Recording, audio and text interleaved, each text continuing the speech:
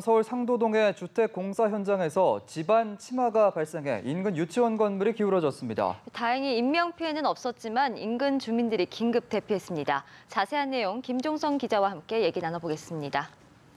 어서 오시죠. 예, 안녕하세요. 예. 자, 일단 이번 사고가 어떻게 발생을 한 건지 원인부터 짚어보죠.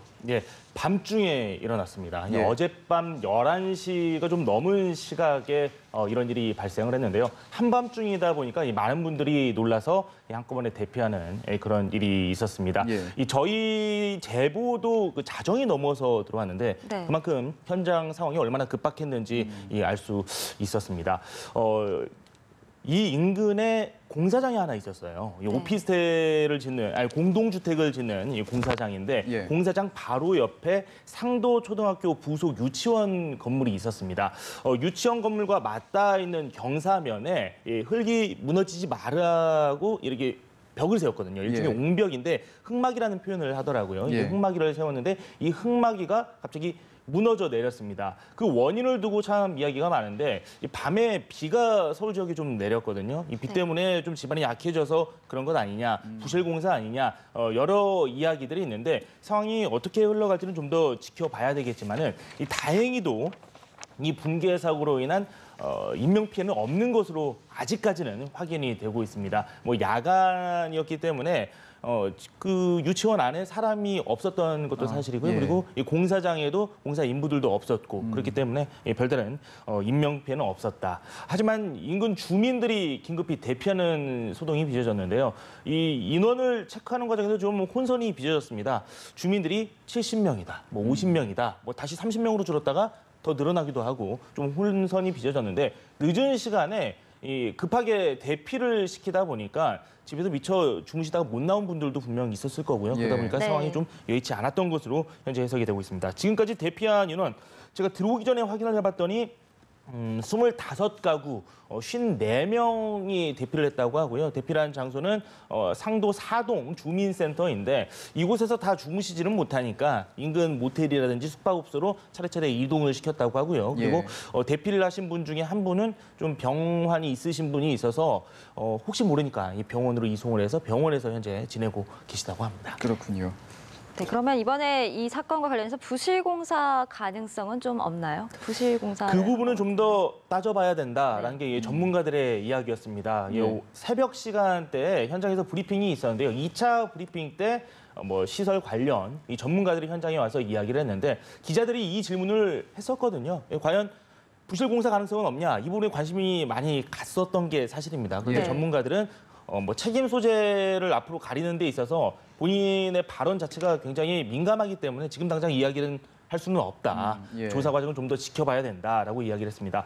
그 원인으로 좀 꼽았던 것 중에 하나가 바로 최근에 비가 좀 많이 오지 않았습니까? 서울에도 네. 집중호우가 내렸고 밤 사이에도 비가 내렸기 때문에 이 좀 집안이 약화됐기 때문에 무조건 부실공사로 몰아갈 수는 없다라고 이야기를 했습니다. 하지만 또 반대로 부실공사 가능성을 또 엿볼 수 있는 대목이 이 지역이 연약 집안이라고 해요. 네. 예, 보통 암벽에다가 이렇게 철심 같은 거를 받고 기초를 이렇게 세우는 그런 작업들을 많이 하는데 그렇게 하지 않고 흙을 다져서 단단하게 다진 이후에 그 인근에서 공사를 했다라고 하거든요. 예. 그렇기 때문에 아무래도 암벽보다는 좀 흙은 무르지 않습니까? 그렇기 때문에 좀 한계가 있었을 거고요. 이 과정에서 제대로 공사가 이루어졌는지 이 부분은 설계 도면이라든지 현장 관계자의 증언이라든지 전문가 평가 이런 예. 것들을 종합적으로 좀 살펴본 이후에 좀 판단을 내려도 늦지 않을까라는 생각이 들고요. 지금 당장 부실공사다 뭐다 이렇게 판단을 내리기에는 좀 위험성이 크지 않을까라는 생각이 듭니다. 예, 네. 그 부분은 좀 더 지켜봐야 될 것 같습니다. 네. 저희가 지금 계속 현장 영상을 보고 있는데 참 아찔해 보입니다. 네. 지금 흙막이 옹벽에 대한 얘기를 해주셨는데 네. 이 옹벽의 정확한 용도가 무엇이고 또 이 옹벽을 여러 공사장에서 많이 사용을 할 텐데 네. 왜 이렇게 쉽게 무너지게 된 건지 그 부분도 좀 궁금하거든요. 네, 저는 오늘 처음으로 좀 신기한 표현을 들었습니다. L형 옹벽이라는 이야기를 들었는데요. L형 말 그대로 이렇게 이 모양입니다. L형으로 된 옹벽이라는 표현을 했는데 이 옹벽을 설치한 이유는 간단합니다. 이쪽에 이게 산지 지형이 많기 때문에 흙이 쏟아질 수 있습니다. 흔히 말하는 산사태가 날 수 있다라는 거죠. 그래서 공사장 인근에는 항상 옹벽을 세우고요. 그리고 큰 건물 그리고 또 아파트 같은 건물을 지을 때는 지하에 또 주차장을 많이 세우지 않습니까? 그렇다 보니까 땅을 또 파내야 되는데 그러다 보면은 또 인근에서 또 흙이 쏟아져 내릴 수도 그럴 수 있고 있죠. 예. 암벽이 있더라도 이게 또 무너져 내릴 수가 있습니다. 그래서 이걸 지지할 수 있는 그런 시설을 만들어야 되는데 이 L형 옹벽 흙막이 50m 가로 그리고 또 높이가 한 20m 정도 된다고 하고요. 예. 만든 지는 꽤 됐다고 하고 공정도 한 80% 정도 됐다고 하니까 거의 완성 단계에서 좀 이런 일이 있었던 거거든요. 예. 그래서 좀 왜 이렇게 붕괴가 됐는지는 좀 조사가 좀 빨리 이루어져야 되지 않을까 싶습니다. 네, 예. 또 인근 유치원 건물이 지금 붕괴 위험이다라고 네. 알려져 있는데 지금 정확히 어떤 상황이고 또 추가 붕괴 가능성이 있는지 좀 궁금하거든요. 자, 뭐 일부 보도를 보면은 뭐 기울기가 한 20도 정도 기울었다, 뭐 10도 기울었다라고 하는데 예. 저희 현장 취재 기자가 봤을 때는 한 10도 정도 기울었다라고 합니다. 그런데 네. 현장에서 여전히 흙이 좀 쏟아지고 있다라고 해요. 그래서 흙이 좀 쏟아지고 있다 보니까 느낌상으로 좀 더 기울었을 것 같다라는 생각이 들고 무너지는 건 아니냐. 위태위태한 모습입니다. 지금 화면에도 나오고 있지만 지금 유리창도 깨지고요. 네. 옆 벽면이 다 흘러내렸습니다. 예. 그럼 그때 충격이 얼마나 좀 있었는지 마치 지진이 난 것 같다라는 생각이 들 정도로 좀 처참한 모습을 볼 수가 있습니다. 이 유치원에서는 어제 이 관계자들이 회의를 했다라는 이야기가 들려오고 있거든요. 예. 유치원 내에 건물 벽에 실금이 갔었고 이 실금 때문에 좀 관계자들이 좀 회의를 했었다라고 합니다. 근데 만약에 이런 회의가 실제로 이루어졌고 문제점이 분명 노출이 됐었다라면은 좀 대책을 늦게 세워서 뭐 이런 일까지 생기지 않았나. 이렇게 좀 비판의 목소리가 나올 수도 있는 그런 지점이지 않을까라는 생각이 들기도 합니다. 예. 추가적인 집안 침하로 인한 피해는 없을까요?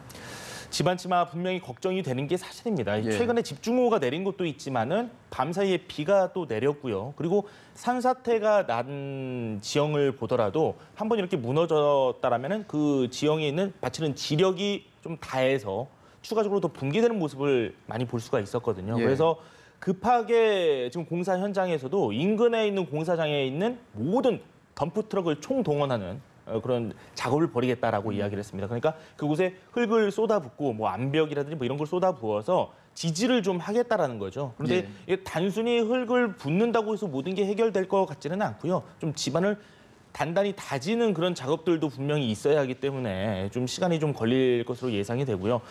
이걸 집안을 다진다고 해서 붕괴 위험이 완전히 사라지느냐? 그것도 아닐 것 같습니다. 왜 그러냐면 한쪽이 쏟아졌어요. 예. 기초가 여러 군데 심어져 있지만은 한쪽이 무너지게 되면 힘의 균형이 맞지 않기 때문에 한쪽으로 힘이 쏠리게 되죠. 그래서 무너질 가능성은 충분히 남아 있어서 이 점 역시 좀 걱정을 하고 지켜봐야 되는 부분이 아닐까라는 생각이 듭니다. 예. 네, 조희연 교육감이 또 이 현장을 방문을 했다고 하는데 네. 여기서는 어떤 말을 했나요? 네, 조희연 교육감이 좀 상대적으로 격앙된 그런 반응을 보이기도 했습니다. 예. 저희 취재 기자 현장에서 저한테 메시지로 보내준 내용을 좀 제가 좀 설명을 드리면은요. 예. 조희연 교육감이 뭐 안전의 위험성을 경고를 제대로 하지 않았다 이런 부분에 대해서 좀 질책을 했다라고 하고요. 뭐 전혀 안전 문제는 아랑곳하지 않고 뭐 강행을 한 거다. 그리고 유치원이랑 어떻게 바짝 붙여서 공사를 할 수 있느냐 이런 부분에 대해서 좀 비판의 목소리를 냈다라고 하고요. 그리고 예. 현장 상황에 대해서는 본인이 봐도 굉장히 참혹스럽다. 그런 이야기까지 했다고 합니다.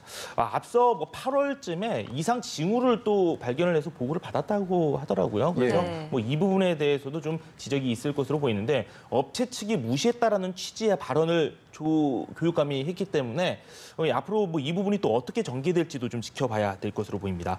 그리고 초등학생들 옆에 초등학교가 있는데요. 이 유치원도 초등학교 부설 유치원인데 네. 유치원 학생들은 일단은 오늘은 휴원을 해서 등교를 하지 않고요. 뭐 월요일 10일이죠. 월요일부터는 여기 옆에 있는 초등학교에 가서 남는 시설에서 좀 교육을 받을 수 있게 됩니다. 다만 좀 걱정이 되는 게 거리가 그렇게 많이 떨어진 곳이 아니라서 추가 붕괴가 있다면 초등학교도 위험할 수도 네. 분명히 있습니다. 예. 그래서 초등학생들에 대한 대책을 좀 강구를 해야 될 것으로 보이는데 동작 그 교육 지원청에서 나온 분께서 오전에 새벽에 브리핑을 할 때 이런 이야기를 했습니다. 일단은 아이들은 안전할 것이다. 학교는 문제가 없는 곳으로 좀 생각이 된다. 다만 운동장 같은 경우는 사용을 하지 못하도록 하겠다. 혹시 모르니까 그렇게 예. 이야기를 했는데요. 좀 더 지켜봐야 될 것으로 보입니다. 예, 네. 알겠습니다. 오늘 상도동 집안 침하 사건과 관련해서 김종성 기자와 얘기 나눠봤고요. 관련 소식은 더 들어오는 대로 저희가 계속해서 보내드리도록 하겠습니다. 고맙습니다. 고맙습니다.